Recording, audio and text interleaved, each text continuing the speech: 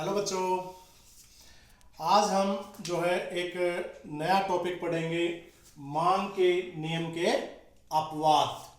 मांग के नियम के अपवाद का मतलब है कि किन परिस्थितियों में मांग का नियम लागू नहीं होता या किन वस्तुओं पर मांग का नियम लागू नहीं होता। सामान्य स्थिति जो होती है, सामान्य वस्तुएं जो होती हैं, उनमें मांग वक्र जो है उसका ढलान ऋणात्मक होता है। कीमत और वस्तु की मांग में विपरीत संबंध होता है। लेकिन कुछ ऐसी परिस्थितियां होती हैं जिनमें मांग वक्र का जो ढलान है वो धनात्मक होता है। तो वो कौन सी स्थितियां हैं, वो कौन सी वस्तुएं हैं जिनके ऊपर मांग का जो नियम है वो लागू नहीं होता, आज हम वो जानेंगे। अब सबसे पहले जो है अनिवार्य वस्तुएं, जो हमारे जीवन के लिए नितांत आवश्यक वस्तुएं हैं, जैसे नमक, तो उन वस्तुओं पर मांग का नियम लागू नहीं होता। यानी उन वस्तुओं की कीमत भले ही बढ़ जाए लेकिन उनकी मांग जो है वो कम नहीं होगी। तो इस प्रकार की जो अनिवार्य वस्तुएं हैं उन पर मांग का नियम लागू नहीं होता, जो जीवन के लिए बहुत ही जरूरी वस्तुएं हैं।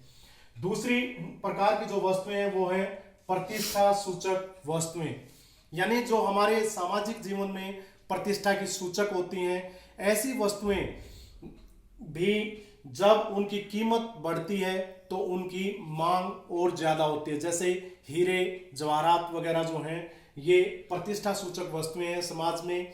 इनकी कीमत जितनी ज्यादा होगी इनकी मांग भी उतनी ही ज्यादा रहती है। इनकी कीमत बढ़ने पर इनकी मांग कम नहीं होती है। तो ऐसी जो प्रतिष्ठा सूचक वस्तुएं होती है इन पर भी मांग का नियम लागू नहीं होता। तीसरे प्रकार की जो वस्तुएं हैं वो है गिब्सन वस्तुएं। गिब्सन वस्तुएं क्या होती हैं? सबसे पहले तो जो गिब्सन वस्तुएं होती हैं इनका कीमत प्रभाव धनात्मक होता है और इनका जो आय प्रभाव होता है वो ऋणात्मक होता है। यानी ऐसी वस्तुएं जिनका कीमत प्रभाव धनात्मक और आय प्रभाव ऋणात्मक होता है वो गिब्सन वस्तुएं कहलाती हैं। अब कीमत प्रभाव और आय प्रभाव क्या होते हैं? कीमत प्रभाव धनात्मक का मतलब है कि वस्तु की कीमत और मांग में धनात्मक संबंध है। आप यहां पर चित्र में देख रहे हैं कि जैसे जैसे उनकी कीमत बढ़ती है वैसे ही मांग भी बढ़ती है और हमारा जो मांग वक्र है ये धनात्मक होता है।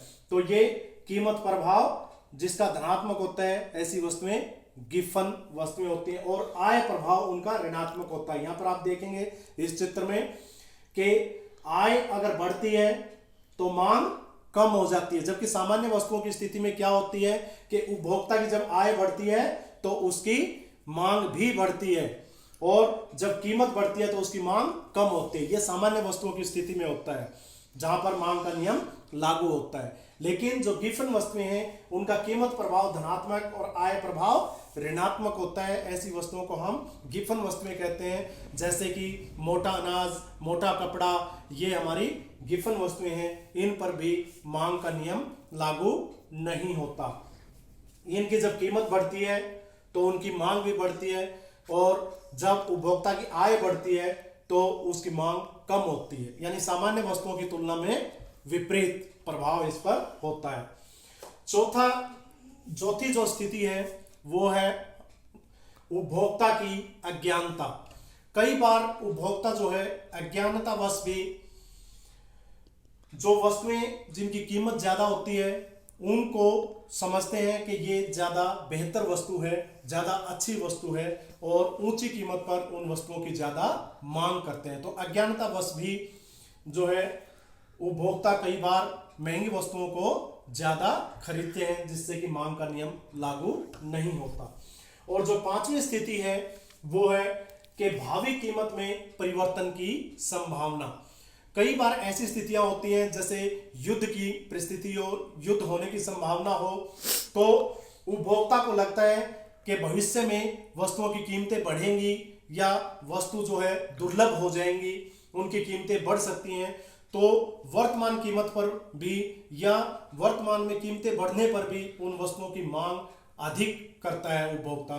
तो यहां पर भी अगर ऐसी संभावना है कि भविष्य में कीमतों में परिवर्तन होगा तो वहां भी मांग का नियम लागू नहीं होता है।